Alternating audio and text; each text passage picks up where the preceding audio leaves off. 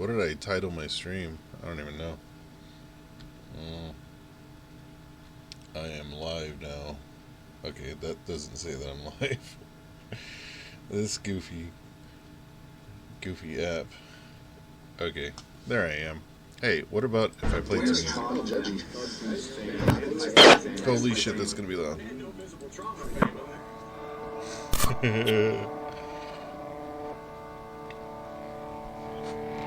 Alright, maybe not so loud.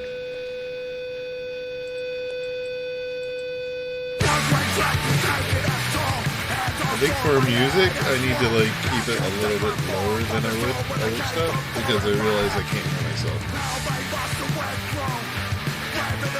Listen to that.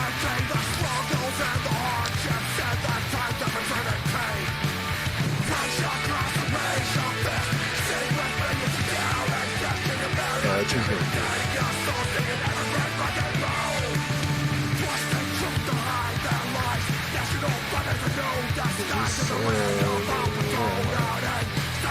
What planet is this?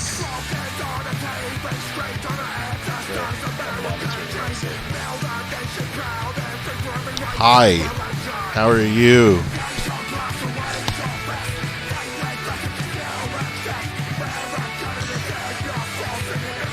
I was worried I'd offend you.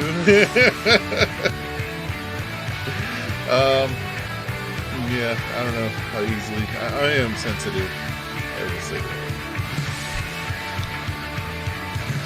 I'm a sensitive soul. For sure.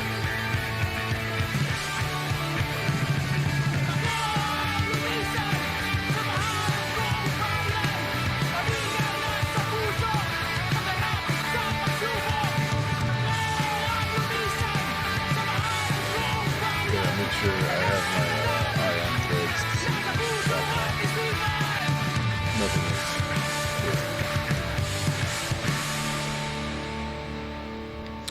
That is Liberty and Justice. That's a band from Houston. I saw them live a few times. Oh my god! Jesus Christ, dude. I don't know what's going on there. But yeah, there was the March on Washington. Yeah, this happened earlier today.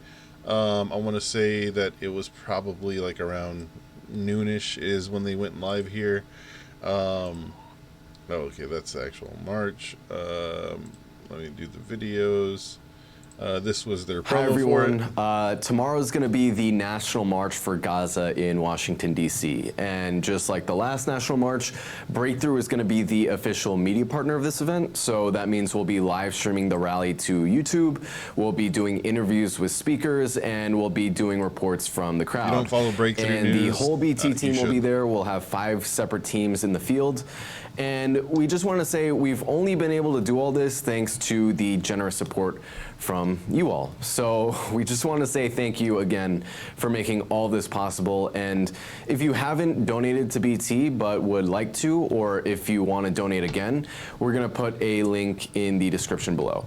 And for all of you who are about to head to DC to stand against this genocide, we're really excited to see you. And if you see any of our teams in the field, please say hi and, you know, give us a quick interview about why you're marching.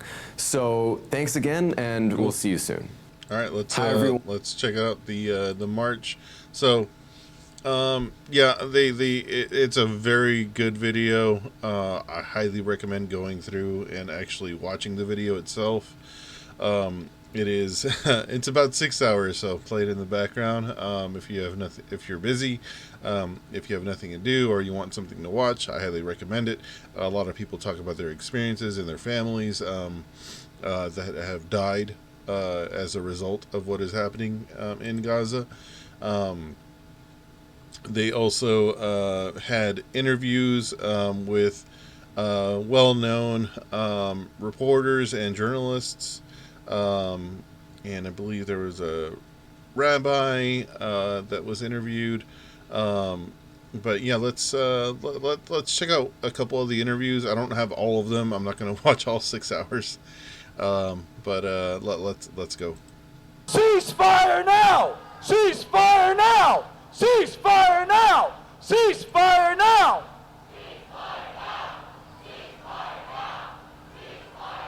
Our next speaker comes to us virtually from the blessed city of Gaza. And we know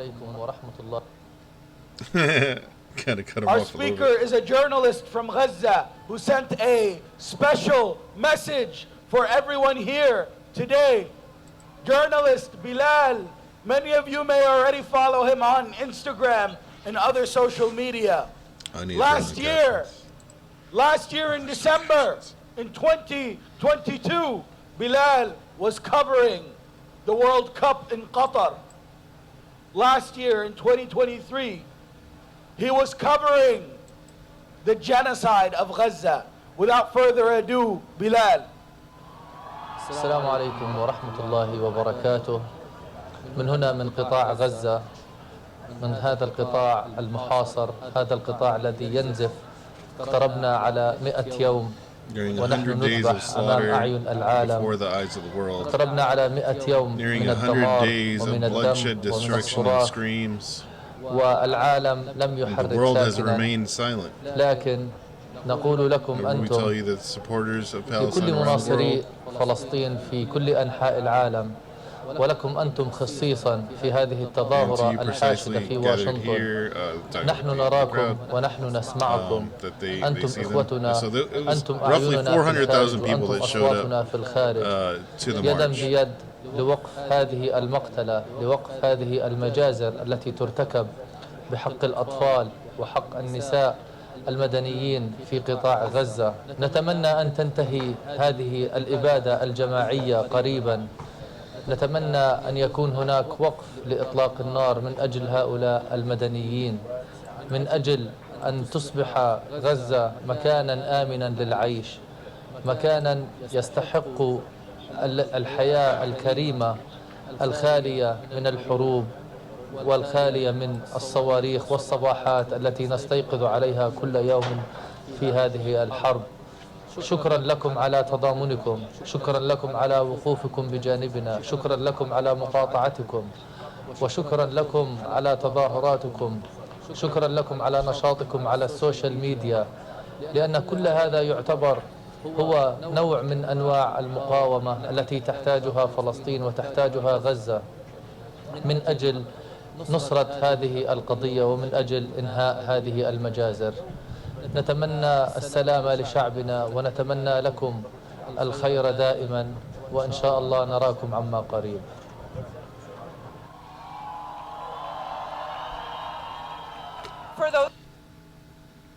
Now, I think like something like roughly almost 100 journalists have been killed in reporting from the area.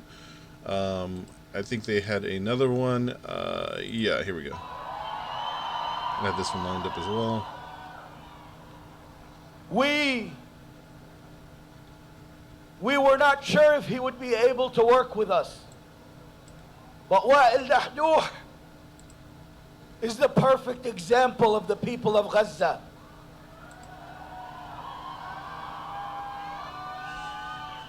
Wa'il Dahduh sent a message for everyone in this crowd and for everyone who supports justice.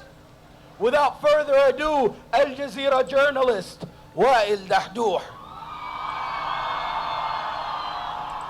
So this is the man that has had to bury his family, several of them, including his oldest son, who was also a part of the press, and his السلام عليكم ورحمة young الله children وبركاته. and wife. أولا وقبل كل شيء أود أن أنقل لكم باسمي وباسم أسرتي وباسم أسرة الصحفيين وباسم الشعب Oh, I need to turn this up a little bit. There we go. الفلسطيني هنا في قطاع غزة. تحياتنا واحترامنا وتقديرنا لكل ما تفعلونه. بالتأكيد غزة هذه الأيام تمر في مرحلة عصيبة جدا، تاريخية جدا، استثنائية جدا، لم تمر بها في تاريخها.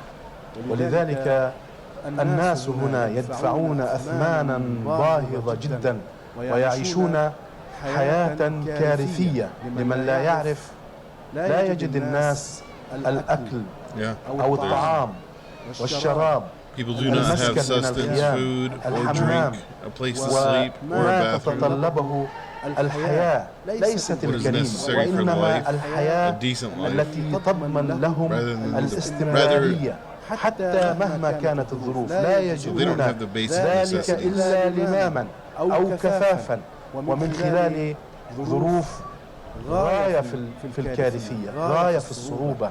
صحيح أن قطاع غزة يدفع الآن ثمنا باهظا، ومن بين من يدفع الصحفيين الفلسطينيين. الصحفيون الفلسطينيون في قطاع غزة يتعرضون إلى مذبحة إن صح التعبير، إلى مقتل إن صح التعبير. 112 صحفيا ومصورا حتى الآن استشهدوا في هجمات إسرائيلية متفرقة خلال 3 أشهر، وهذه أرقام صعبة لم تسقط في أعتى الحروب، حتى تلك التي استمرت 20 عاما وهي الحرب الفيتنامية. لم تسقط هذه الأرقام. وذلك نحن كصحفيين ندفع أثمانا باهظة جدا في طريقنا وفي سبيل هذه الرسالة الإنسانية النبيلة التي كفلتها كل القوانين والمواثيق الدولية. ولكن يبدو أن الاحتلال الإسرائيلي لا يروق له أن نقوم بواجبنا على أكمل وجه وبالشكل المهني الذي ترتضيه المواثيق، مواثيق الشرف للعمل الصحفي والمهني. مع الأسف هذا هو واقعنا. فقدنا الأسرة، وفقدنا الولد، وفقدنا الصديق، وفقدنا المكتب، وفقدنا المنزل، وفقدنا المأوى، ونعيش مشردين ونعمل من خلال كل هذه الأوجاع وكل هذه الآلام وكل هذه الأثمان. ومع ذلك ما زلنا مستمرون، ما زلنا مستمرون. أؤكد لكم أننا سوف نستمر في حمل هذه الرسالة وفي أداء هذا الواجب. كما تشاهدون شهيد آخر يسقط في هجمات إسرائيلية جديدة ومستمرة على قطاع غزة. نحن الصحفيين سوف نستمر في حمل هذه الرسالة. ما يقوينا هو الله سبحانه وتعالى الذي يمدنا بالصبر وبرباطة الجأش وبالقوة وبالقدرة على المواصلة. ما يواسينا ويسلينا أنتم في مظاهراتكم، في اعتصاماتكم، في كلامكم، في تفاعلكم على مواقع السوشيال ميديا.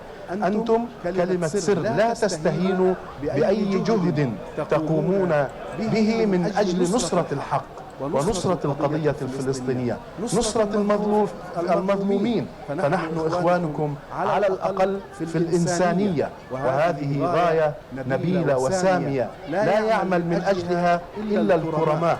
وبالتالي لا تستهينوا بجهودكم التي تقومون بها. أود أن أشكركم وأقول لكم بأننا نقدر ما تقومون به، نقدر ما تقومون به. شكرا جزيلا لكم على كل ما تقومون، ونسأل الله سبحانه وتعالى أن تنتهي هذه الحرب المجنونة وأن نراكم في ظروف أفضل من هذه الظروف إن شاء الله. تحياتي لكم والسلام عليكم ورحمة الله وبركاته. عليكم السلام. Okay, one moment. So there's a 3-year-old boy missing. He's wearing a red jacket. If you see a 3-year-old boy with a red jacket, bring him up to... Not that that's funny at all. But yeah, a child was missing during that. So this is afterwards. After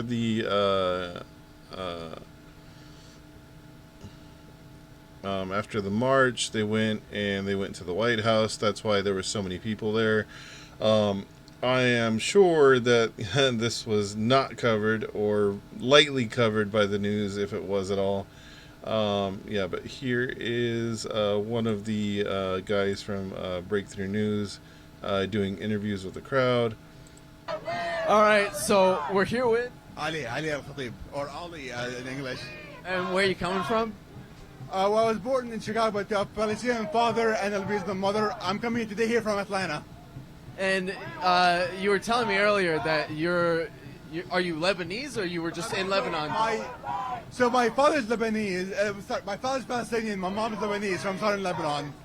In 2006, my mom and my dad and I, we went down to Lebanon for her to get cancer treatment for breast cancer in the AUB. And that's why we're in Lebanon in 2006. Sorry, I'm gonna drop the volume on him. The so yeah, there was like 400,000 people at the March on Gaza. I'm sorry, the March on Washington for Gaza. And then a lot of them marched over to the White House from where they were. One thing that's probably going to come out tomorrow, or probably come out Monday through all the regular streamer channels and whatnot, is going to be like, oh my God, this was like January 6th, but it was all leftist and crazy pro-Hamas supporters and terrorist people. Like, there was none of that. There was no storming the Capitol kind of stuff.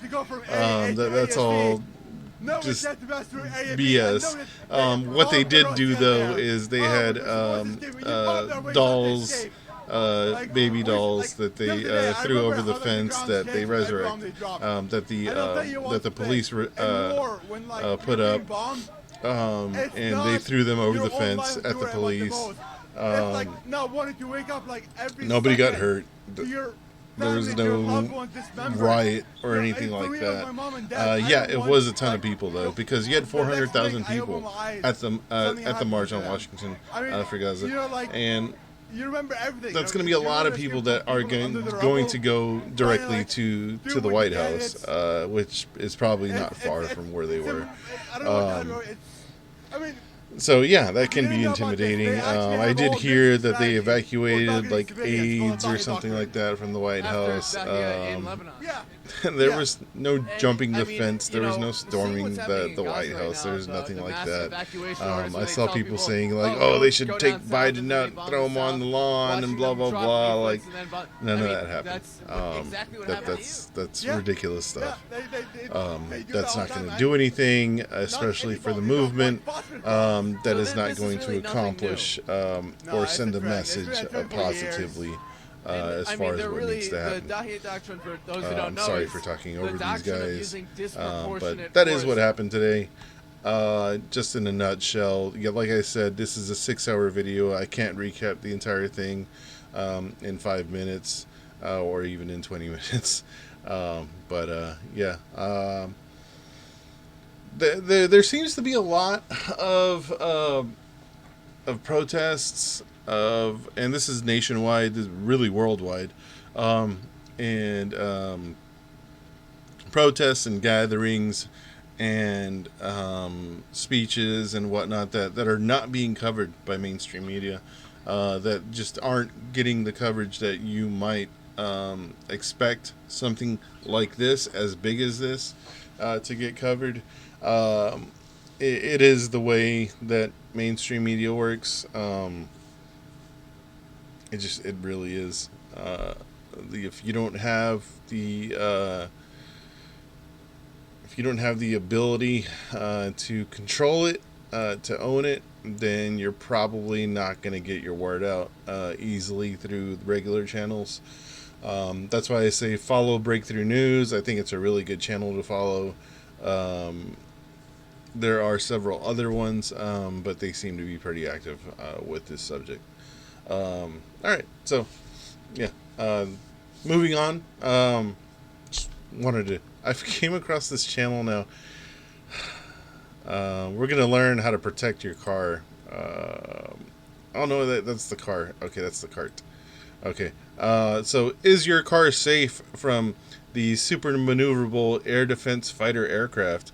I was curious about this because this popped up on my feed, and I was like, man, yeah, like what if I had to defend myself against, some sort of aircraft or something, right? This is the Audi RS6 Avant. It's powered by a 4-litre twin-turbo V8, producing 591 horsepower. That's a lot. And with a top speed of 190 miles an hour, It can do 0 to 60 in 3.5 seconds. What we have here is the perfect car for inexperienced learners in driver's education. I mean, I do agree. I think it's a really cool car. I love wagons and hatchbacks. I think they're great. Hello and welcome to another lesson in beginner driver's education. Today we're going to talk about roundabouts. A roundabout is a type of circular intersection through which traffic flows in one Everybody direction in the US around a hates central roundabouts, island. by the way. So how exactly do you navigate a roundabout? Many inexperienced drivers are intimidated by their unique layout. However, in this video, we will show you exactly how to navigate through them, and you'll find that they are actually not complicated at all. I haven't seen the dolphin in real life. Let's start by making a simple right turn at a standard four-way intersection. Step 1 is to stop before the line. Then, make sure to yield to vehicles already in the circle. Once there is a clearing in traffic, we will enter the roundabout. Next, to make a right turn, we turn out of the circle at the first exit. Stuff, yeah. The same applies when going straight, but instead of turning at the first exit, we remain inside the roundabout longer to turn out at the second exit. Now let's say we wanted to make a left turn at the roundabout. Using what we've learned so far, can you predict what that would look like? I've seen people go That's right. that way. We would remain inside the roundabout until the third exit. An excellent first performance. But there was one thing you missed. What? Did you see the problem? Of course. For the entire duration, there was a single-seat, twin-engine, super-maneuverable Sukhoi Su-35 Flanker E air defense fighter observing you this whole time. It didn't even bother engaging the vulnerable target it saw. It was like watching an injured fish flailing about the water. It didn't even consider you a threat because it was too busy laughing at your complete and utter incompetence. Wow, that's rough. Petulant child, it thought to itself. The blithering idiot can't even drive in a circle. Humiliating. But don't worry. That's why we're here today. In this segment of the video, we will explain the various methods with which we can eliminate such vulnerabilities in the future. I mean, what if, right? We have several options to do this. Driving the cool car. One of these is to install anti-aircraft armament on the vehicle. There we go. For example, we can use the Dutch Goalkeeper fully automatic close-in weapon system, or CIWS for short. It's equipped with a GAU-8A Avenger 30mm hydraulic 7-barrel Gatling gun, an I-band search radar capable of handling 18 targets simultaneously, that's logical, and a dual-band tracking radar for fire control. Yeah. With this equipment mounted on your vehicle, you will be able to effectively defend against conventional aircraft, highly maneuverable missiles, and other surface-borne threats. Seems very automatic. There are, however, a few drawbacks and practical limitations to mounting a CIWS system on a car.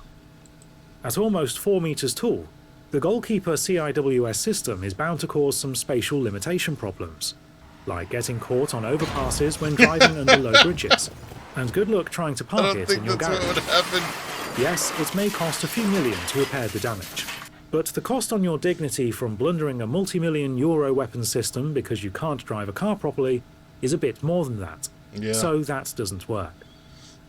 We are thus left with one other option, which is to lease your own Eurofighter Typhoon twin-engine Canard Delta-wing multi-role fighter from the Österreichische Luftstreitkräfte and beat him at his own game. From the where? Beat him at his own. From the Österreich Luftstreitkräfte? Fighter from the Österreichische Luftstreitkräfte and beat him at his own game. Take your Typhoon up there and swat the annoying mosquito out of the sky by challenging the infantile pillock to a classic World War II era dogfight. How much is the lease, though? To show them who the real king of European airspace is. Also, how did I get into this situation? Mauser BK-27 autocannon. He has a 30mm Grayutsev Shipunov Gushar 30-1 autocannon. No fancy maneuvers, no guided missiles. It's pilot-to-pilot, plane-to-plane, and gun-to-gun. This is silly. In a show of pure aviation and gunnery I don't know that experience. I'm going to do a dogfight in real life. You've already had a few hours while skip conserving ahead. your energy. Now who's laughing? Yeah.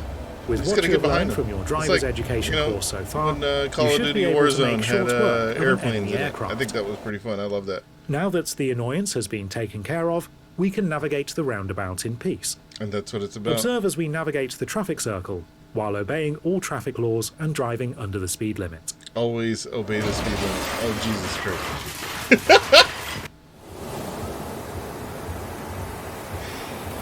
Oh, no.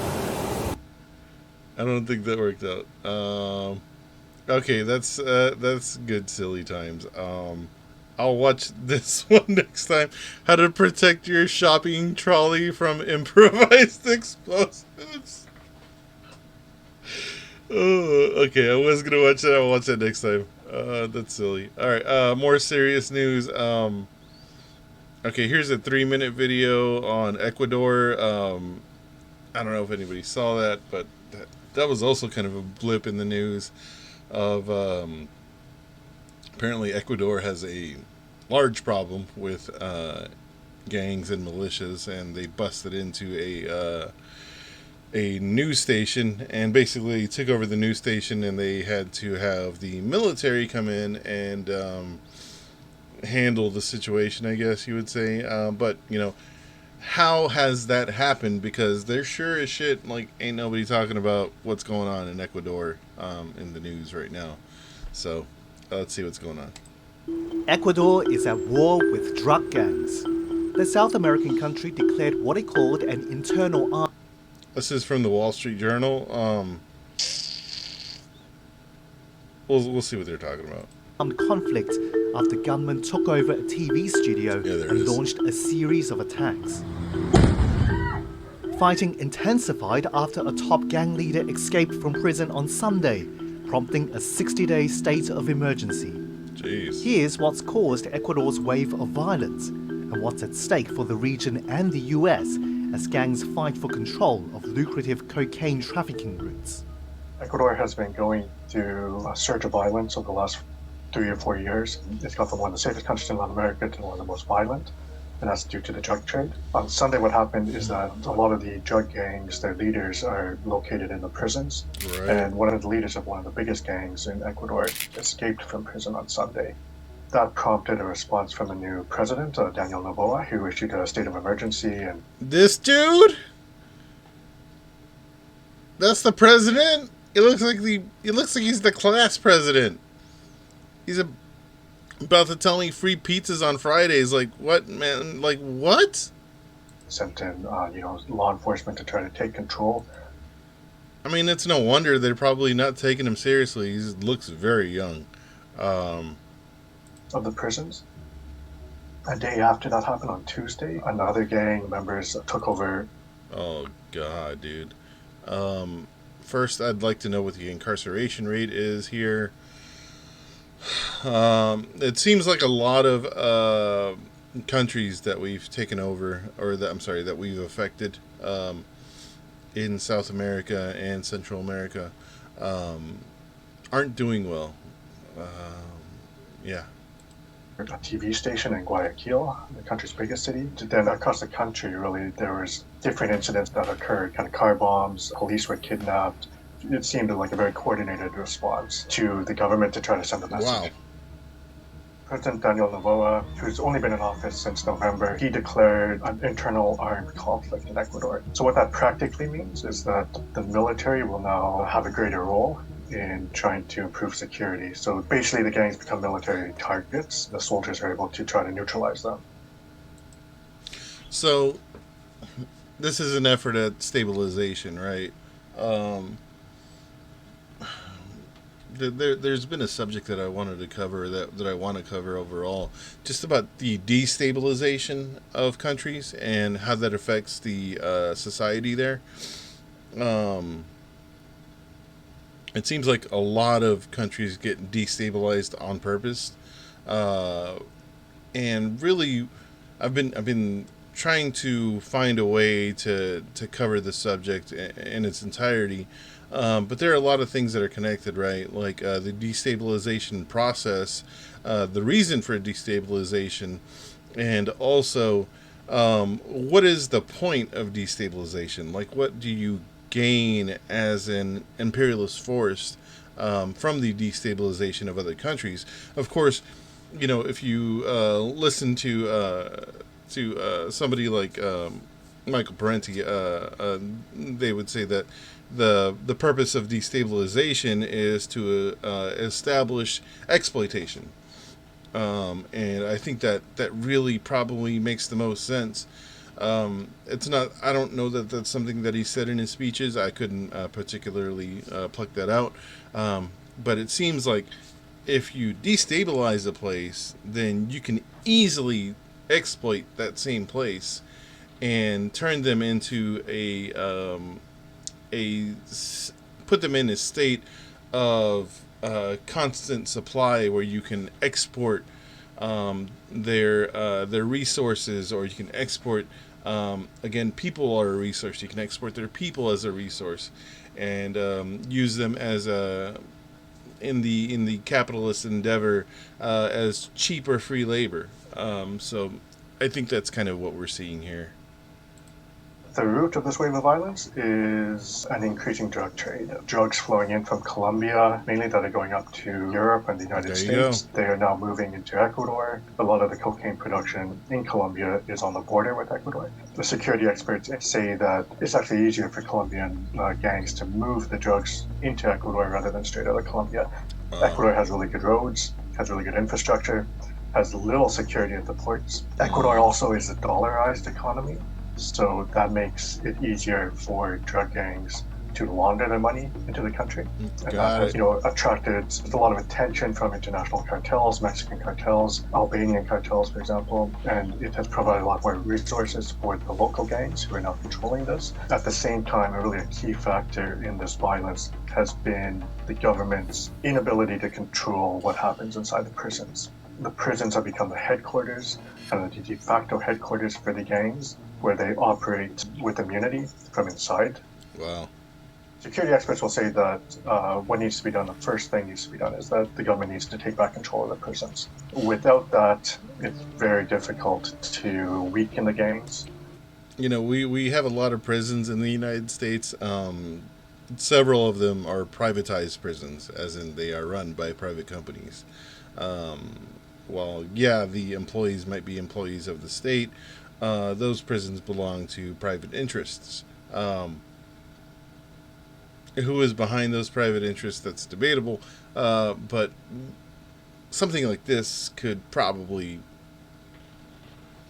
happen. But is it plausible that it would definitely happen? Probably not.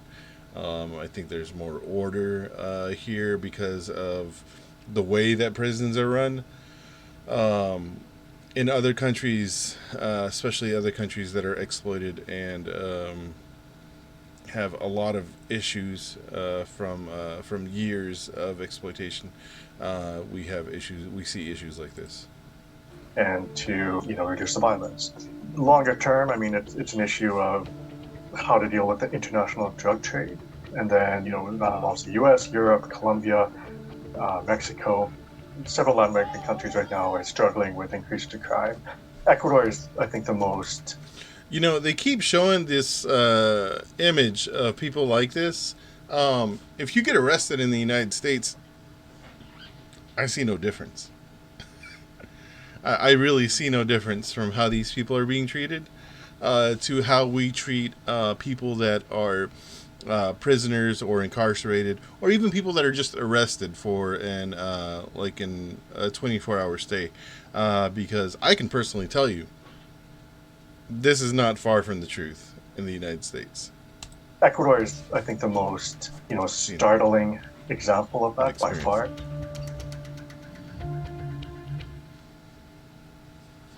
Drinking problems. Drinking problems. Nobody has drinking problems. Get out of here. Binge society. I don't know. I hate. Okay. All right. Next story is the urgent search underway for 2 missing Navy SEALs. Okay, that's new. Previously, they were just saying that it was 2 missing soldiers that were in the Red Sea. Now they're saying that they're Navy SEALs. I'm going to assume that this is a deeper story than is being alluded to, because it seems like this is pretty important. But let's check this out. Overseas now, an urgent search is underway for 2 missing U.S. Navy SEALs. Defense officials say the men disappeared during a boarding mission off the coast of Somalia. The region is now a hotbed of American naval... The coast of Somalia, a boarding mission? What does that mean, sir? Hold on, run that by me again? Overseas now, an urgent search is underway for 2 missing U.S. Navy SEALs. Defense officials say the men disappeared during a boarding mission off the coast of Somalia. I'm sorry, what? The region is now a hotbed of American naval activity. U.S. forces overnight again targeting Houthi... Brother, it's been a hotbed. ...rebel facilities in Yemen for the second straight night. We've had the Navy out there for like almost the whole 3 months that everything's been going on. The strikes are in response to the Houthis' targeting of commercial ships. We're moving on. ABC's Jay O'Brien from Washington tonight. Tonight, an urgent search and rescue operation underway for 2 elite U.S. Navy SEALs missing after falling into the water during a nighttime boarding operation, according to 2 U.S. officials. God. Oh my God. Oh my God. It's unclear what prompted the SEALs to board the vessel, conducting the operation in pitch black on the open ocean on Thursday. Doing boarding operations in the ocean at night are some of the most dangerous things that you can do. For seasoned operators, they'll tell you it's the most dangerous thing that we do. The SEALs operating in the Gulf of... Okay, he said the same thing twice, but nobody explained what a boarding operation is. Aden between Somalia and Yemen, now a hotspot for U.S. naval activity. You guys have said that already. After at least 28 attacks in recent months on commercial ships in the region by Iran-backed Houthi militants. Overnight, the U.S. conducting another retaliatory strike against the militia group. And just this week, a massive U.S.-UK assault targeting the Houthis' operations. A barrage of 150 bombs and Tomahawk cruise missiles hitting at least 60 Houthi targets across...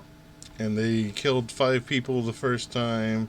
They killed nobody the second time. Across more than 2 It did nothing but make them mad. dozen locations. Satellite images showing areas before and after the strike. Explosions seen destroying Houthi facilities in this video from British forces. The airstrikes in response to an escalating series of attacks on commercial ships by the militants. Snarling a vital trade route home to roughly 15% of all global maritime trade. In this video, released by the Houthis late last year, you can see the group storming a commercial ship. Companies now forced to choose between sailing through the dangerous Red Sea or traveling an expensive extra 10 days around... I mean, are you trying to sell this to the companies? Because every company, including Maersk, which is a huge shipping company, is saying, oh, you guys are dropping bombs over there right now. We're going to avoid that because that sounds really stupid. So we're just going to continue going this way, which, yeah, you would think it's going to cost that company more money, the shipping company more money, but all they're going to do is charge more to the companies or to the countries that they're shipping to. That is no loss to this company that is going this way. It is a zero-sum loss to them. Who it is a loss to, though, is where it's going to and who's paying for that. Sure, you can say insurance rates are going up and all that. That doesn't matter. To these companies, when their rates go up, they're just going to pass the savings along to everybody else. Around Africa.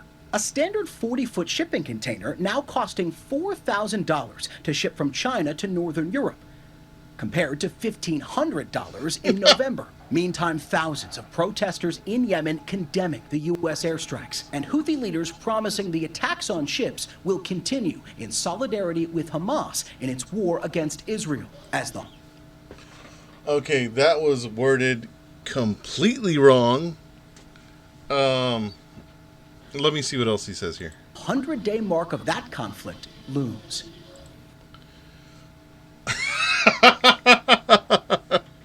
They have specifically stated that the reason that they are conducting bombings on commercial shipping and basically disrupting shipping that is going through the Red Sea is because of the genocide that is going on in Gaza.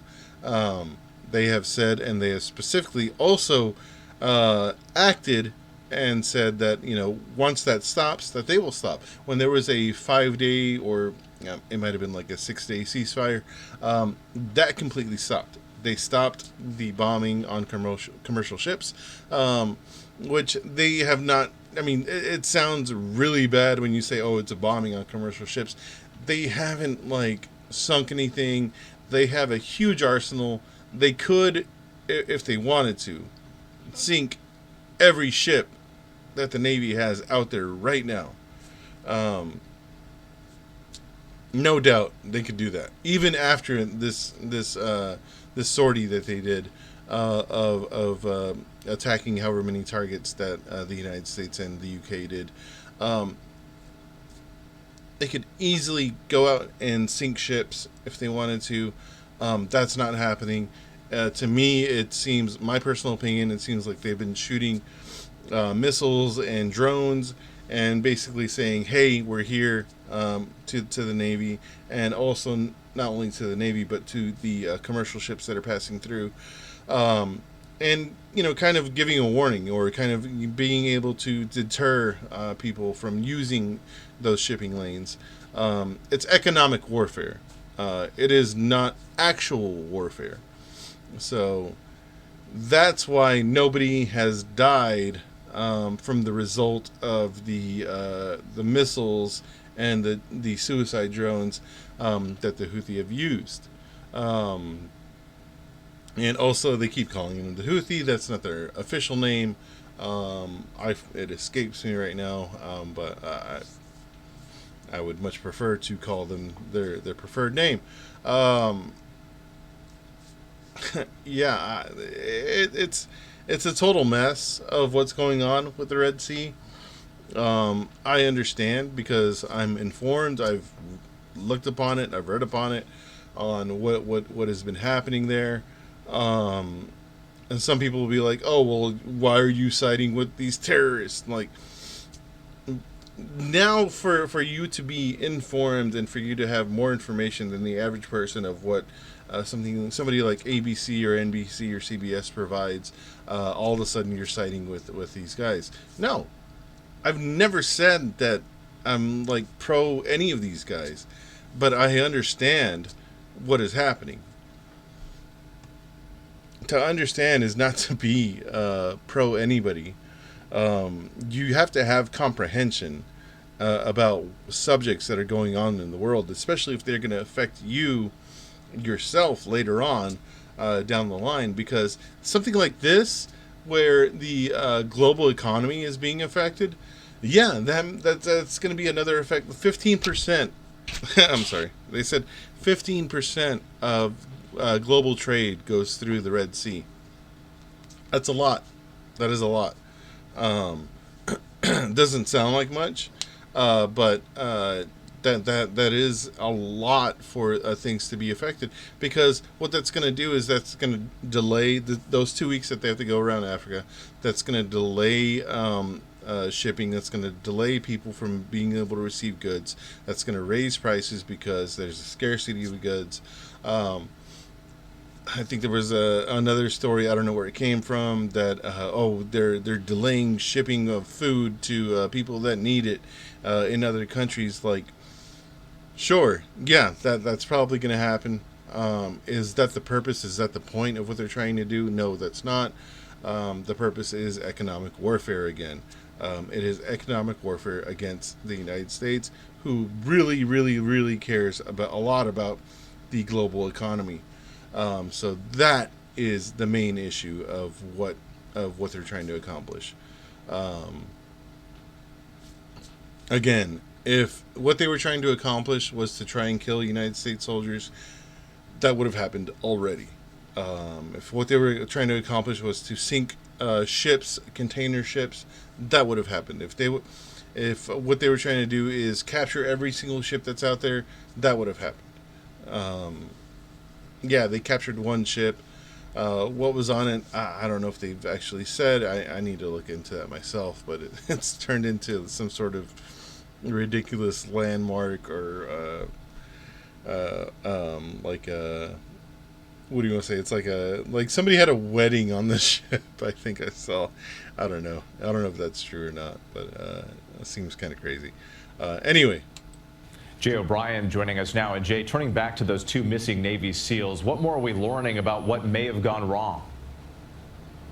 With that former SEAL we spoke with tonight said that these kinds of boarding operations need to be perfectly choreographed and executed without a hitch. Hold on.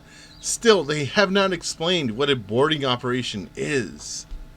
SEALs train for this kind of operation constantly, but they are inherently dangerous and they're made even more risky by... What is the boarding operation, man? Hold on. High waves in that part of the world this time of year. We're also learning late tonight that one of those SEALs dove into the water to rescue the other. Both, of course, now missing. Whit. All right, Jay, with those late developments tonight, thank you. My brother. Hi, everyone. George Stephanopoulos here. Thanks. George Snuffleupagus, get out of here, dude.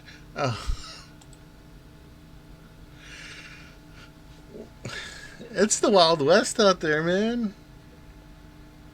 I really hope these guys are okay. I hope they were just like captured and now they're like POWs and they're actually physically fine and are being treated well.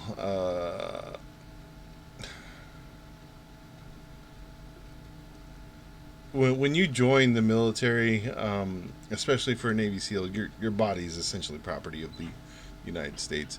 I would imagine there's some sort of trackers or something like that on them. If they were floating out in the middle of the ocean or the middle of the sea, the Red Sea, they probably would have found them by now. To me, it sounds like they were captured. Maybe one guy was probably, in my mind, just piecing it all together. I would say probably one guy got shot, fell into the ocean, fell into the water, and then the other guy dove in to go rescue him, and then they both got captured. That's what it sounds like to me. Again, I hope they're okay. I think a lot of this that we're doing out there is for naught. The last thing I want to see is anybody dying, especially on the United States side. I hope everybody's all right. I don't see the necessity in killing anyone from the Houthi. It's just unnecessary. If you want to get to the point of saying that we don't negotiate with terrorists, we definitely negotiate with terrorists. You can look up the Iran-Contras. You can look up the Mujahideen in Afghanistan when the Soviet War was happening. Hell, you can look up the Taliban, who the Mujahideen eventually turned into. And not only that, you can look up the Northern Alliance. Those are just a few names that you can throw out instantly when somebody says we don't negotiate with terrorists. We do. We definitely do. Northern Alliance were not good guys, by the way. They were not good guys at all. They were talked a lot about in the Blowback podcast. I would highly recommend listening to Blowback. I think it's one of the best podcasts as far as wars go. Yeah. All that said, hope the best for those guys that story is about.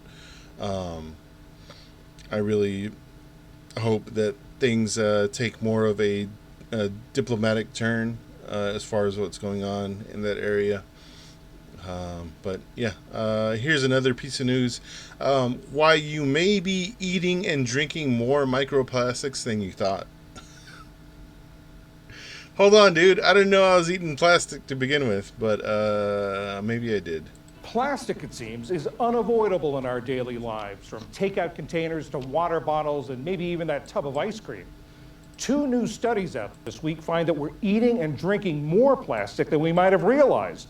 In one of them, for the first time, researchers were able to measure nanoparticles of plastic in bottled water. On average, a liter bottle had 240,000 tiny particles, often smaller than a speck of dust. They can pass through the intestines and lungs directly into the bloodstream and then to other organs. Another study looked at what we eat. It found microplastic in 88% of the tested protein samples. Seafood, beef, pork, tofu, they all had it. George Leonard is one of the co-authors of the protein study and is chief scientist at Ocean Conservancy. George, scientists have known for some time about fish, about because of the water that it's in. But why did you decide to look at other protein, and were you surprised by any of your findings? Well, we were. So at Ocean Conservancy, of course, we care deeply about the ocean, and we care deeply about plastic pollution. So we have been interested in understanding the distribution of plastic in marine life and particularly in seafood for a long time.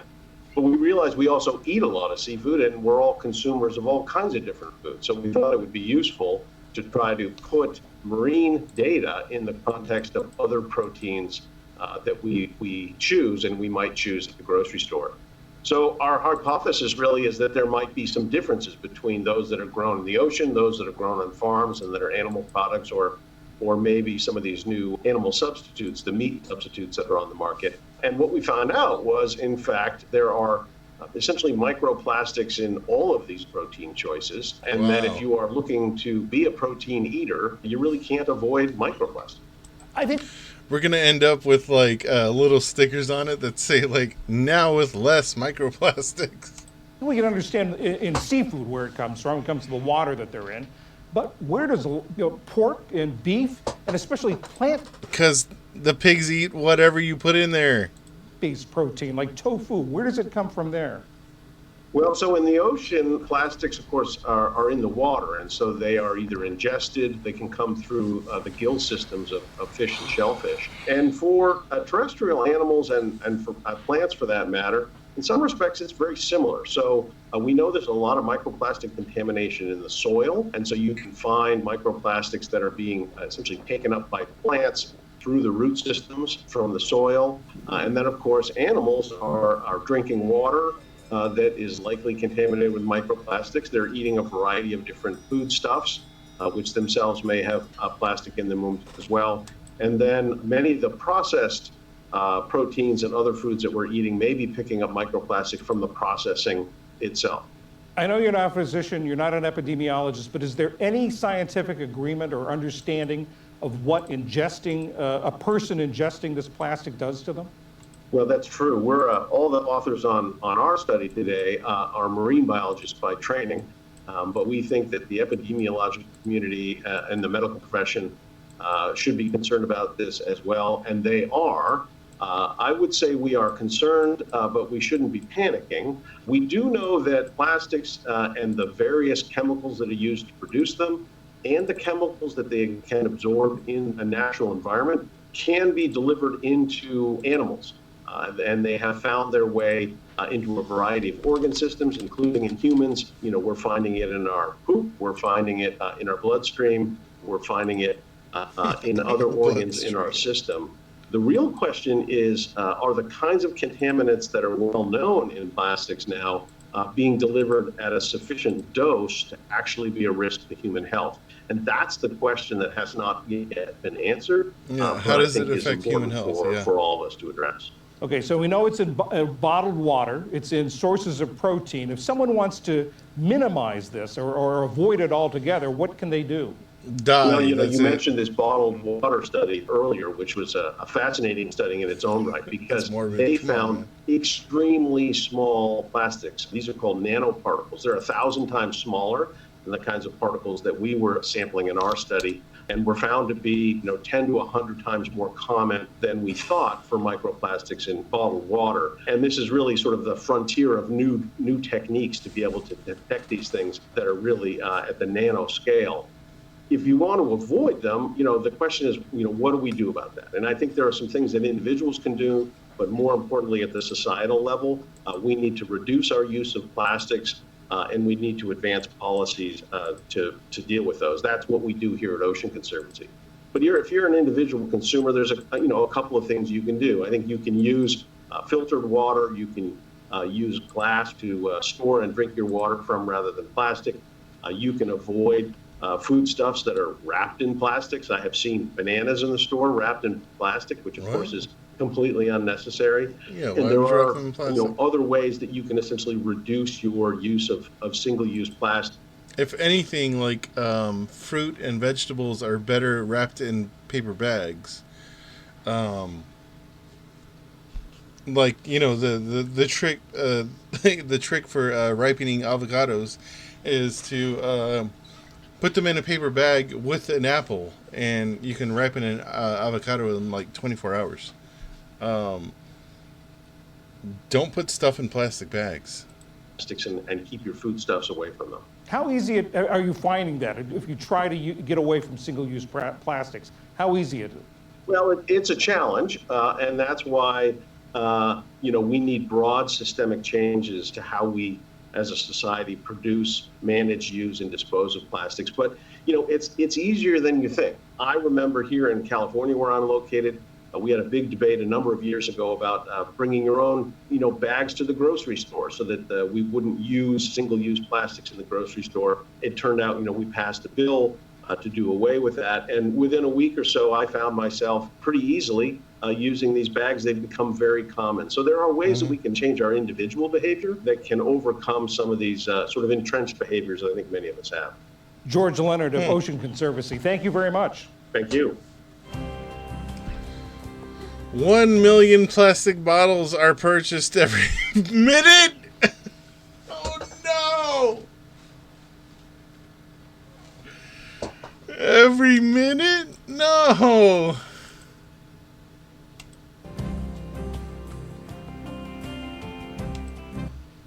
God damn it, PBS NewsHour. Alright, I can't watch the whole PBS NewsHour episode. I think I'm going to skip that. Was there anything else interesting that these guys posted today? An hour? Man, I don't have the attention span for that. Oh, that was a day ago. No, gonna skip that. Yeah. Alright. Okay, I did want to check this out. This seems like a very interesting story from More Perfect Union. Talking about Waffle House. I mean, who does not love the Waffle House? I have been there several times, and I think I might have passed out in the parking lot one time walking to my car. Yeah. When I say that, I mean literally walking to my car. Embarrassing stories. Why do people say those out loud? I don't know. She gave him grits instead of hash browns, and instead of being normal about it, the customer went out to his car and got a gun and threatened to shoot her over it. What? Run that by me again. She gave him grits instead of hash browns, and instead of being normal about it, the customer went out to his car and got a gun. Oh God. Okay, so the root problem there is too many guns. People have access to way too many guns in this country. In certain states, people have easier access to way too many guns, and that is a major problem. That is the underlying issue here, but go on. And threatened to shoot her over it. You've probably seen a fight at Waffle House go viral. Waffle House gone wild. Crazy scenes like this are playing out at Waffle Houses across the USA. You might imagine a billion-dollar company wouldn't want their customers to associate getting punched in the face with their $11 T-bone steaks. But the corporation has largely been silent, despite workers demanding improved security. So we set out to investigate why. It turns out the chain's violent reputation isn't just getting views. It may be actually directly connected to Waffle House's wildly successful business model. I'm Alec. I hate this so much. I hate this for the people that have to work there.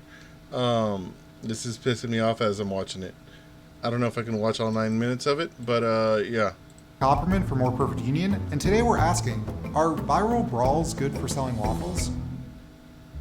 I spoke to several public relations experts outside of the restaurant industry who suggested this kind of reputation is bad for business. Turns out lots of normal people don't appreciate the lingering threat of violence while enjoying a meal. So I kept looking for answers and met someone who might know what's going on. Waffle House doesn't really, as a company, doesn't really do much to advertise or market its brand image. So you don't see Waffle House commercials on television. You don't really hear Waffle House jingles on the radio. That's time at. Okay, I've heard Waffle House jingles. Give me 1 second. Go on. Bioski, a man who literally wrote the book on Waffle House. The name of my book is Smothered and Covered, Waffle House and the Southern Imaginary. But he thinks that Waffle House's lack of advertising leaves it in a unique position. I would suggest that Waffle House kind of cedes their messaging authority to others in terms of what the brand actually means. What the plethora of fight videos does is create a specific kind of idea about Waffle House for a specific kind of person. People oftentimes visit Waffle House with the expectation that, you know, they may indeed witness some of these types of occurrences firsthand. I'm sorry, what? Like people that come back from the club and they think that like it's cool to like get in a fight with people that work there. That's Gerald Green, a Waffle House worker who has achieved rockstar cook status. Waffle House Corporation benefits from this because, like, you know, it actually gets them a lot of free publicity online. Waffle House is a private company, so financial estimates are few and far between. Despite their reputation, Waffle House, according to one Forbes estimate, was doing substantially better in their post-COVID recovery than comparable chains like Denny's. It seems that the mass exodus of customers one might expect from their late-night brawls hasn't happened.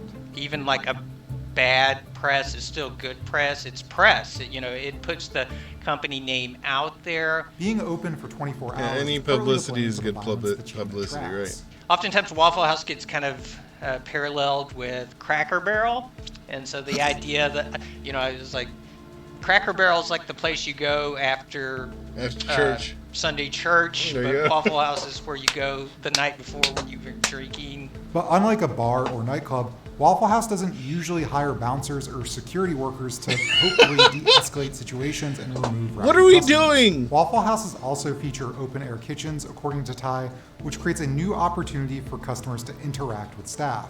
Those factors, combined with their reputation for being a home for fights, I is hated an that video invitation so for much. violent behavior that puts workers at risk. This idea is reinforced that you can kind of act, you can let your And everybody was interviewing that girl that caught the chair, and like they were like, "Oh God, she's like Captain America from whatever Avengers," and then she got fired.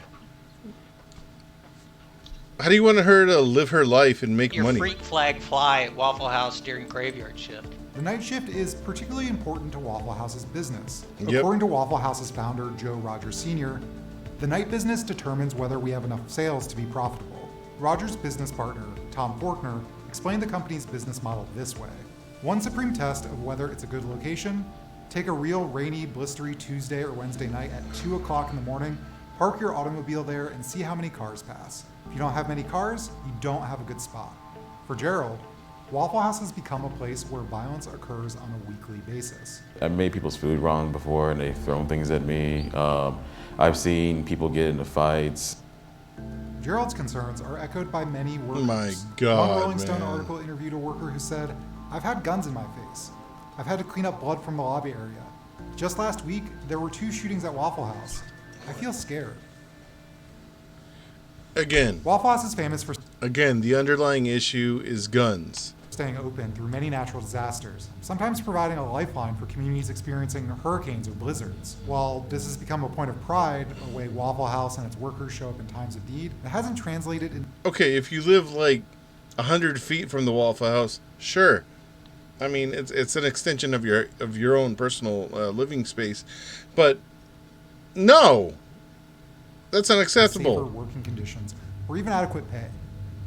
Not only do workers complain of not being able to pay their bills, they have money for meals automatically deducted from their paycheck, whether they eat or not. Gerald says, Hold the fuck up. What?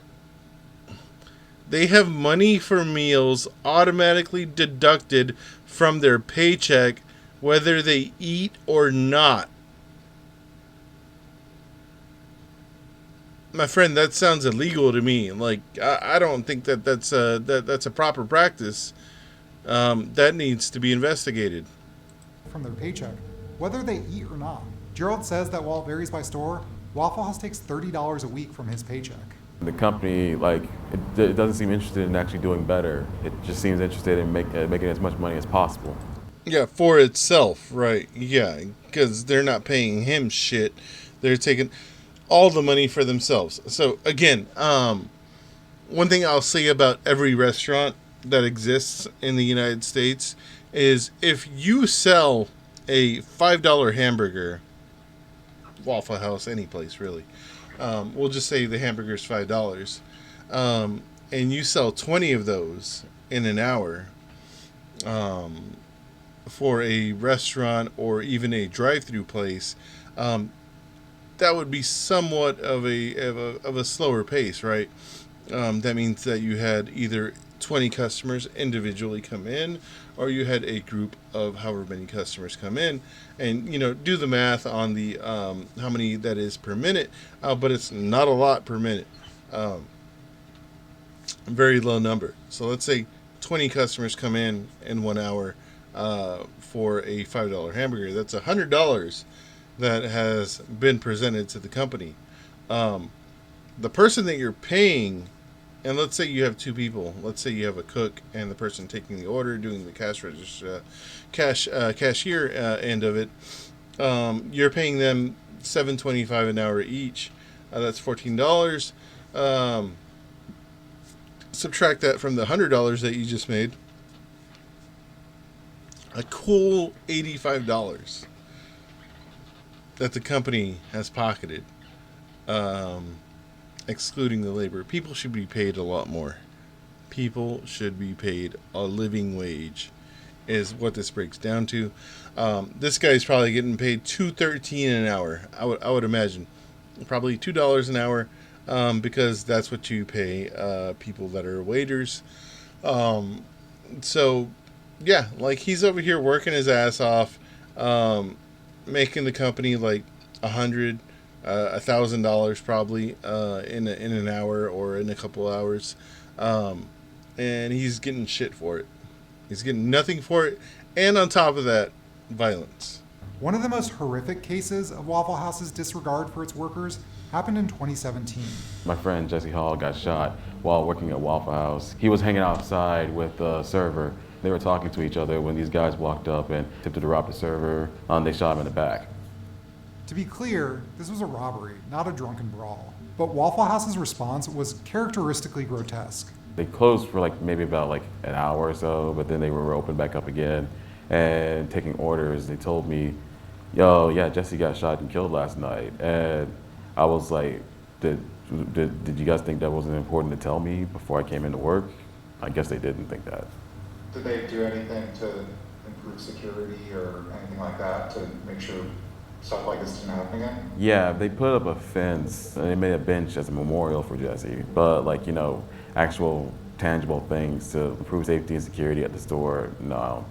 They sometimes say things like, we believe that we're all a big family and that we all need to stay together. It's almost as if. Okay, so he said the F word. Sometimes say things like, we believe that we're all big.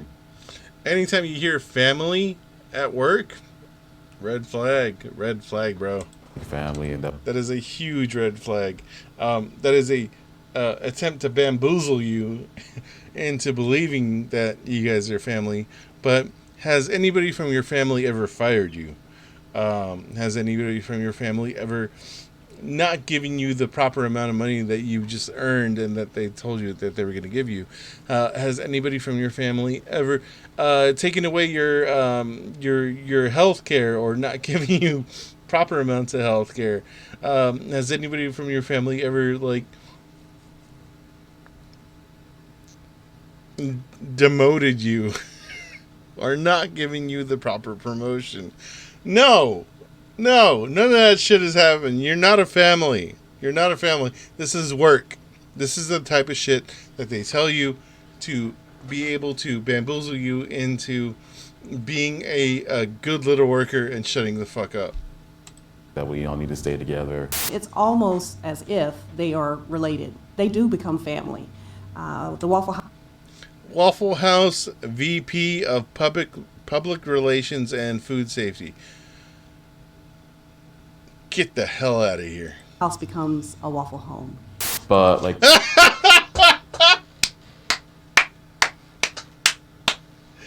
she said the Waffle House becomes a Waffle Home. And that's where babies come from, ladies and gentlemen.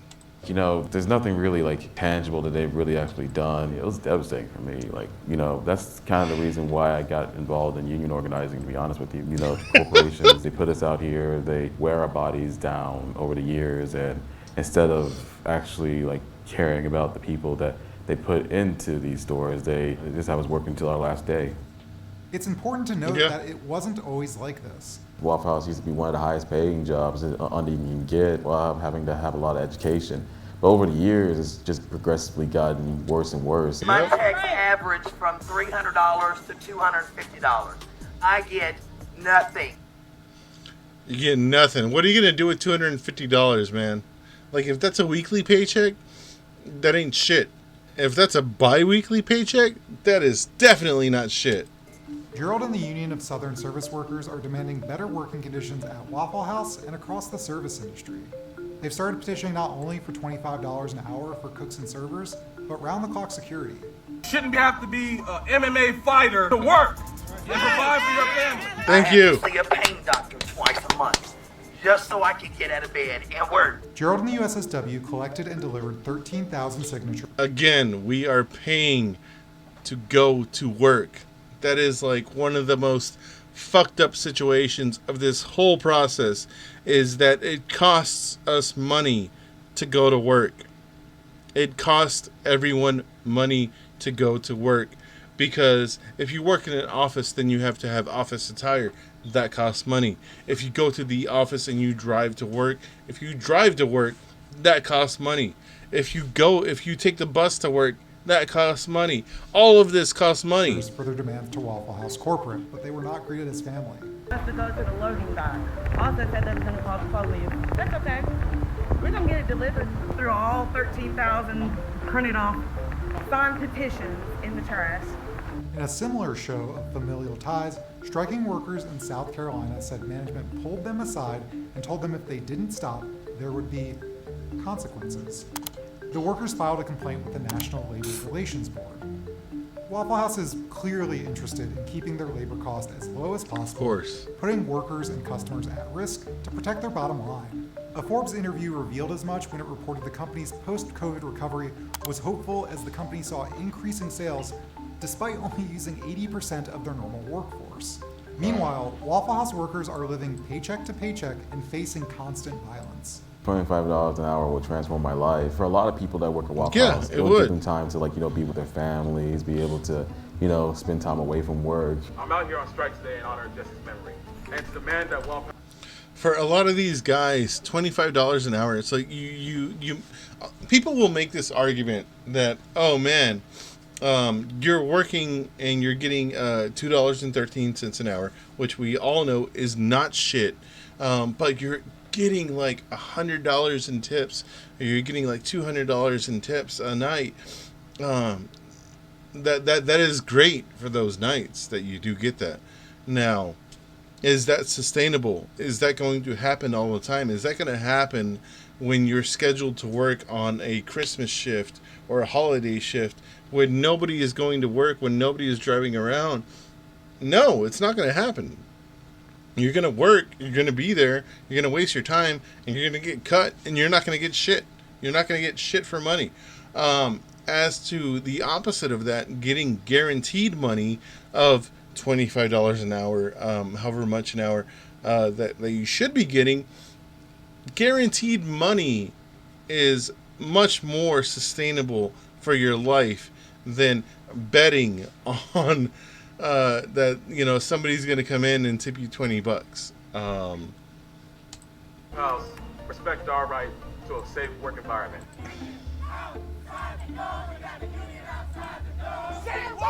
Gerald and the USSW are organizing across the South, which has long been hostile to unions. But with a wave of successful agitation across the nation, Gerald is hopeful. A manager told me once that I had to learn how to win fights in order to work at a Waffle House. What? I've been saying back, we need to learn how to fight for our rights. We need to learn how to organize. Okay. We've seen Teamsters stand up. I'm sorry, I was typing over here. I thought he meant win fights, physically.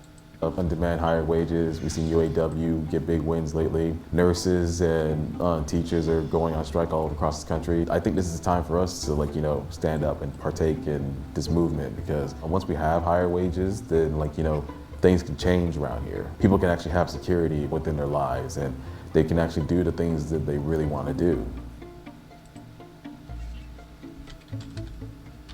Thanks for watching, and don't forget to like and subscribe to get more videos like this one. If you have ideas for stories of what you want More Perfect Union to uncover next, drop us a line in the comments below. Thanks.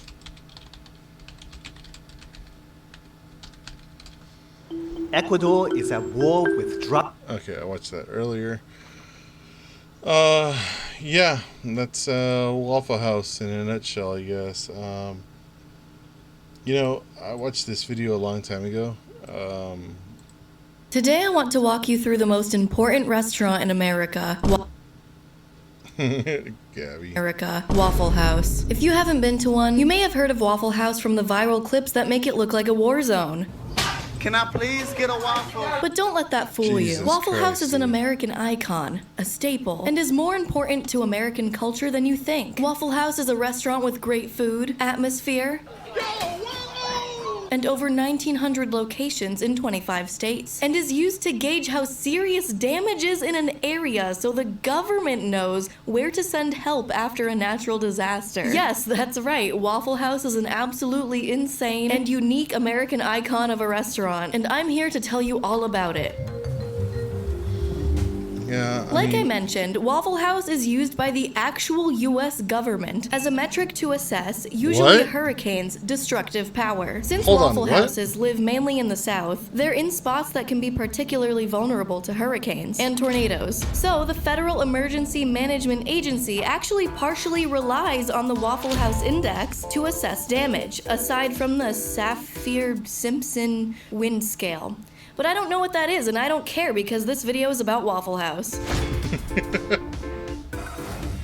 But how can a diner chain possibly aid a government agency in natural disaster relief? Why not IHOP? Why not Denny's? I can give you a lot of reasons why not Denny's. Heard of What this? about Cracker Barrel? Well, that's because those chains are inferior to Waffle House in every way. Waffle House never closes. I've gone to Waffle House on Christmas Day for a few years, and it's never let me down. They are... You mean you've heard of, like, Waffle House being open, like, in the middle of a hurricane?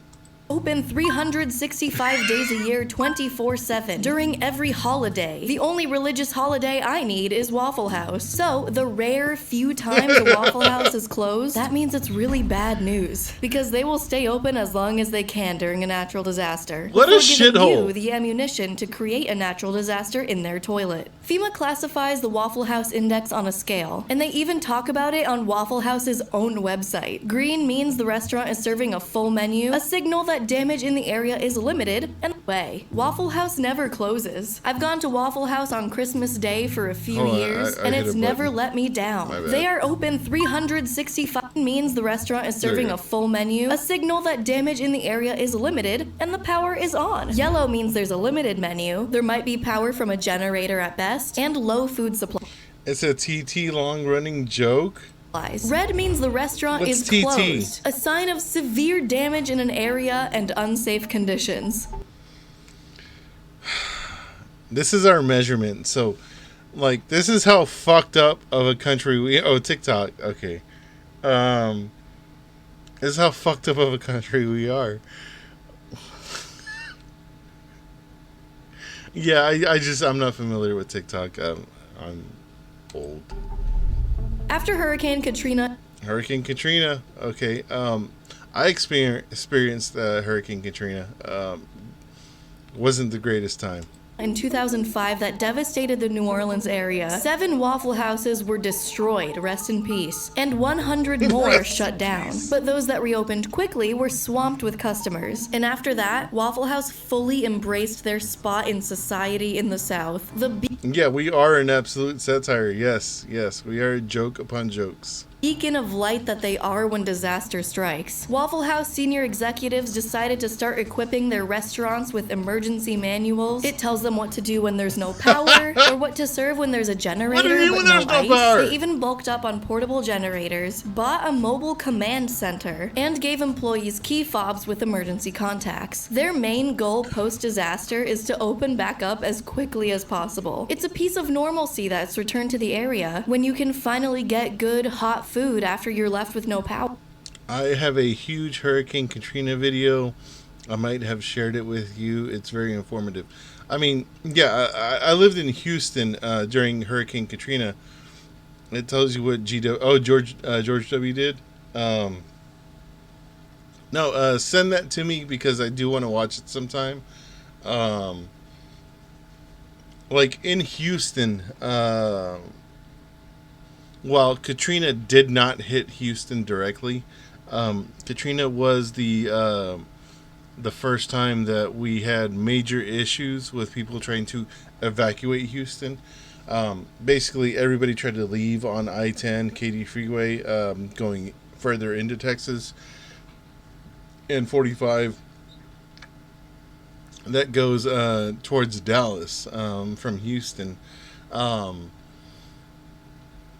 They ended up creating like and because people ended up going like on the other side of the freeway and going north because nobody was coming into Houston,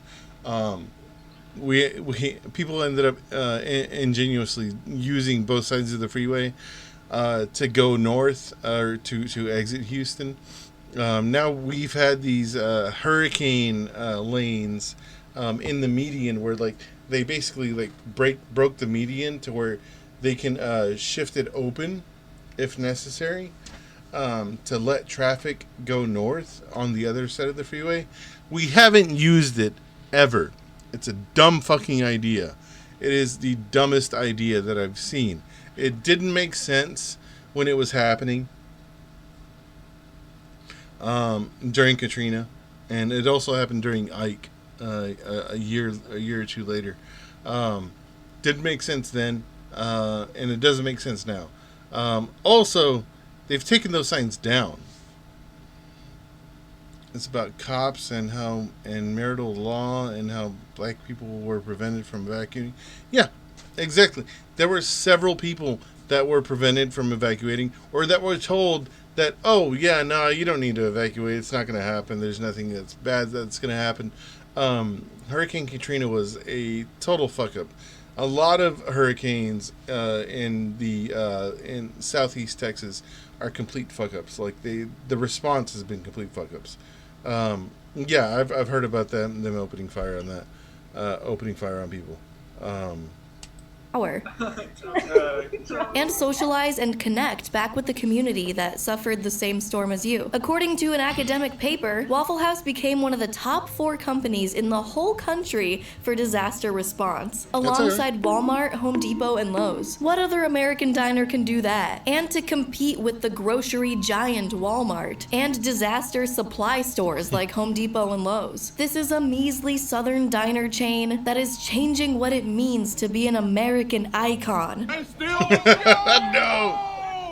Yellow and black sign that hasn't changed since the 40s. Classic diner booths and laminated menus that get greasy really, really easily. A jukebox equipped only with the best Waffle House jams. Last night I saw Elvis at the Waffle House. What could this song possibly? Waffle House Girl? And a full frontal view of your meal being made really keeps you in that mid-20th century diner feeling. While getting warm, hot food for an affordable price. The restaurants are also built intentionally. Last night I saw Elvis at the Waffle House. What could this song possibly? Waffle House Girl? And a full frontal view of your meal being made really keeps you in that mid-20th century diner feeling. While getting warm, hot food. You've never eaten at a Waffle House?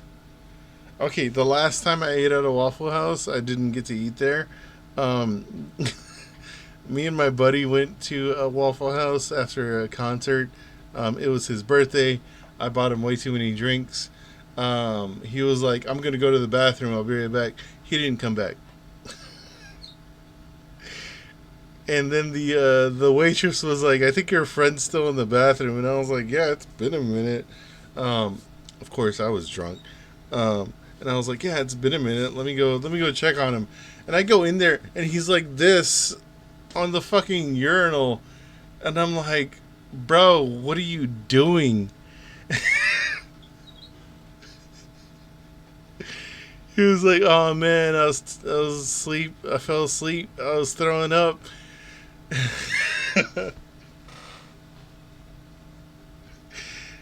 And I was like, all right, dude, we gotta go. Like, we gotta go.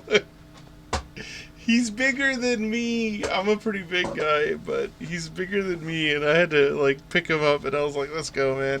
And he, like, ended up stumbling and walking his way out. I drove his car home. And I think I dropped him off. And then, yeah, I had parked my car at his place. And then... I don't even know if we bought anything. I think we just wasted the server's time, which I feel really bad about. But yeah, again, these guys don't get paid enough to deal with this shit. That is another reason that they should have hourly pay instead of this bullshit leaning on tips pay. But do go on Gabby. I do like Gabby. I think she's very funny. Food for an affordable price. The restaurants are also built intentionally smaller, which is something I've never noticed before, but makes sense. The CEO explains that this is to encourage interaction between patrons and employees. Yo, what? So instead of building the restaurants bigger, they just build more. I'm sure this helps with the vintage atmosphere as well. So besides the friendly faces, good food fat, that's why Waffle House always seems so cramped, because they build them smaller on purpose. And vintage mystique, what really adds to the Waffle House atmosphere is the adrenaline rush, not knowing if you're about to witness an all-out brawl. So many fights happen at Waffle House. The most viral one recently was a Waffle House employee catching a chair mid-air like it's nothing. She deflected that chair like she hit a perfect parry in a video game. We don't really know why the fight started, but allegedly she was asking a big crowd of people to leave, and they didn't want to leave, and then it escalated into a full-on melee battle. Unfortunately, she got fired from this, but I think she should take her talents elsewhere, like teaching self-defense classes, or taking up a professional fighting art. Maybe she can beat Sneeko's ass on everyone's behalf. Fights at Waffle House are so commonplace that I was shocked to read about Kid Rock getting into a brawl at Waffle House in 2007 on Waffle House's own official website. I had no idea this had happened, and sorry for the bad graphics and frame rate. It was 2007 CCTV after all. This is like watching a stop-motion film from your high school classmate. Yeah, this feels like playing as Mr. Game & Watch in Smash. All the information I could find on this altercation was through Billboard's website that says, the customer recognized a woman with Kid Rock's party and exchanged words with her. It escalated to a physical altercation between Kid Rock and that male customer and moved outside to the parking lot. At some point, the customer punched out a restaurant window. Thanks, Billboard. I'm left with more questions. God, I love this place. Woo, it's time for a quick lesson on Kid Rock. Let's go. Oh, Sister God. Belle here, verified millennial and reality TV show expert. Now, if you don't know who Kid Rock is, allow me to give you a very quick history lesson. Kid Rock. Okay, I think we're showing our age here because we probably all know who Kid Rock is, but Gen Z probably doesn't know who the fuck this dude from Detroit that was born rich, lived in a mansion, and claims to be from the trailer park. Actually, he wasn't even born in Detroit. He was born outside of Detroit, which I don't know if she's going to drop these facts, but he was. Is an American singer, songwriter, and rapper. In the late 80s, he began... Okay, also, maybe not a mansion, but he definitely like grew up like middle class, like upper middle class. It was at least a 2-story house. began his professional career as a member of the hip-hop music group called The Beast Crew. He really blew up in 1998 and became what I call a true Middle America heartthrob. I'll never forget my 3rd grade neighbor blasting that song and running up to me and telling me to suck it. You might be thinking, wait, isn't that guy from that dating show? The early 2000s were known for their unhinged reality TV dating show. What? The early 2000s to me and telling me to suck it. You might be thinking, wait, isn't that guy from that dating show? No, that's not the same guy. The early 2000s were known for their unhinged reality TV dating shows, which I really loved. Rock of Love, closely resembling Flavor of That's Love, Bret with Michaels. Flava Flav, and Shot at Love with Tila Tequila. Oh, Anyway, Tila. you could I say actually- that Kid Rock. I met Tila at a car show like 20 years ago now. I actually knew the promoter that got her there from California or wherever she was from. Coined Anyway. that country rapper metal bad boy look that all the heartthrobs of the early 2000s seemed to copy. Now, back to you, Gabby. And she didn't really tell us a lot about Kid Rock. So Kid Rock like claimed that, you know, he's like, oh, you're from like Compton, I'm from the trailer park or whatever. Like that was a lot in his lyrics. He was not from the trailer park. No, he was born. Hold on, 1 second. We're gonna do a tangent here. Kid Rock. Real name. Robert James Ritchie. Okay, you notice how like Wikipedia. Oh, there it is. It's the first one. Never mind. Yeah, Ritchie. Early life. He was born in Romeo, Michigan.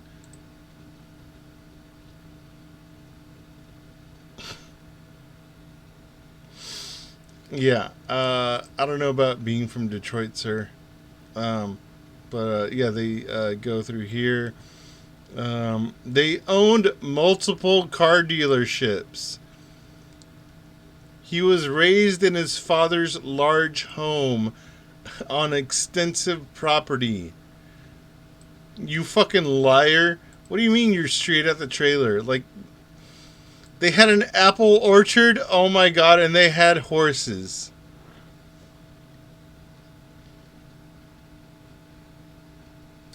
Just a privileged motherfucker, which tells you why he is who he is today. Anyways. I mean, look at this.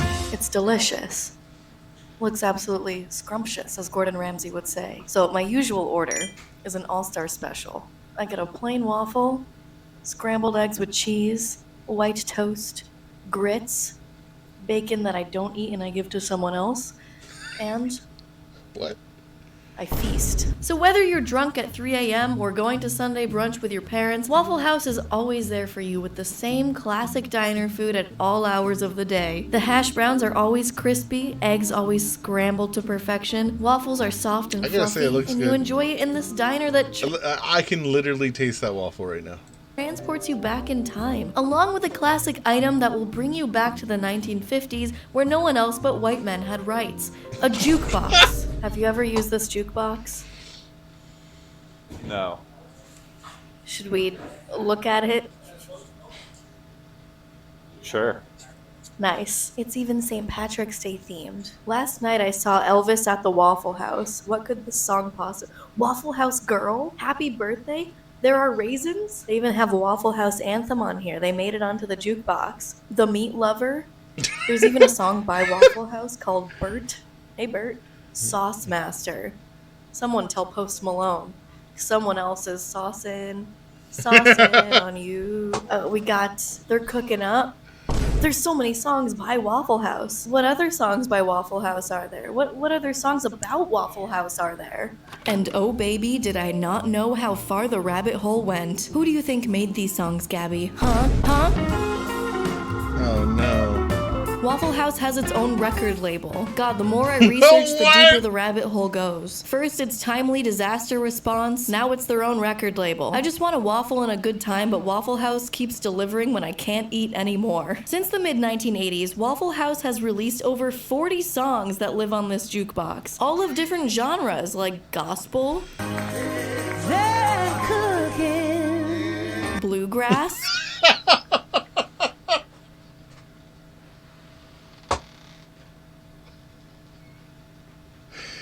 No. Alright, I need that song. I need it.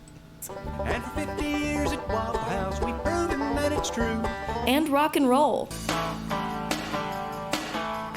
And they've made it a point to have these numbers not feel like commercials. Both the head of Waffle House, first of all, how cute is she? Look how happy and proud she is. And a producer who's worked on numerous tracks have both made it a point to say, if these songs felt too much like commercials, they got axed. Shelby White, the head of Waffle Records, says, it's about our food. It's about our people. It's about the things that happen if you just sit in Waffle House and listen to the conversations around you. We try to represent all that to a degree in our songs. This is the part of the video where I realized how far the Waffle House craze went. I really like Waffle House, but people like Waffle House enough to write songs about it for free. Not employed by Waffle House. And all I can do is sit here and enjoy it. I mean, stand here and enjoy it. There's a famous one by Waka Flocka Flame, but I think the real musicality and passion really shines through in this country number. It's called Waffle House, of course. And just look at that album cover. I just know his favorite is a pecan waffle. I just know it.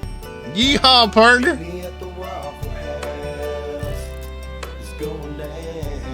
It's going down. Anyway, there's also this one called Waffle House Anthem. WAFFLEHOUSE. We're gonna have a good time and you feel like family. And this one unironically got my head bopping, I will admit. It's a solid country banger. Of course, next to the best country song of the decade, Dick Down in Dallas. It almost makes me want to write my own country song about Waffle House that you may or may not hear at the end of this video because I already made it. Stephen Colbert and Sturgill Simpson, which are both respectively a late night show host and a country singer, for those that don't know these dudes, also wrote their own Waffle House song. And it's pretty decent. Don't sleep in the booth, saving for your bed. No shirt, no shoes, no knuckleheads. And this was all framed in an attempt to get on the famed Waffle House jukebox. In my brain, Waffle House is no competition to chains like IHOP, Cracker Barrel, the original Pancake House. You can't all be original, although Denny's might have better concerts. Oh, yeah.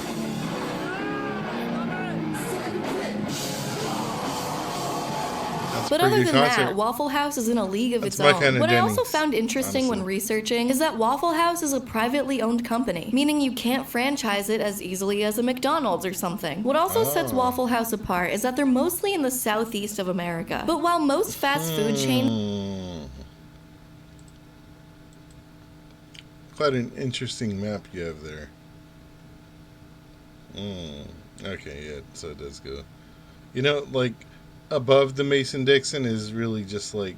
But while most fast food chains strive to be everywhere at every convenience, and while Waffle House has spread to 25 states, they're not everywhere and don't intend to be, which I found interesting. Since they're an Atlanta-founded restaurant, in Georgia alone, there are over 400 Waffle Houses, and over 200 in Atlanta, in one city. But usually, when I'm in a pinch and don't have time to cook, don't want to spend an extra $20 on delivery. How are there 200 in Atlanta alone? And don't want to leave my house, which is most of the time, I have Factor. Factor meals have been my absolute favorite, especially during lunch on weekdays when I'm being going, and I genuinely am loving Factor, so I hope you check them out too. Okay, thank you. Now, is this your Waffle House song? When I'm feeling hungry, boyfriend. Sounds pretty good as a good singer. Cigarette ash. My waitress has a very strange rash. All made fresh, 20% tip with cash. Step over the counter for a 4-course whip ass. Hash brown smothered in cheese, leaving me. I'ma need bacon to the highest degree. Okay, an all-star special complete device. Kid Rock. Yeah, I'm tired. So, this is the end of it for me. I will see you guys next time. So.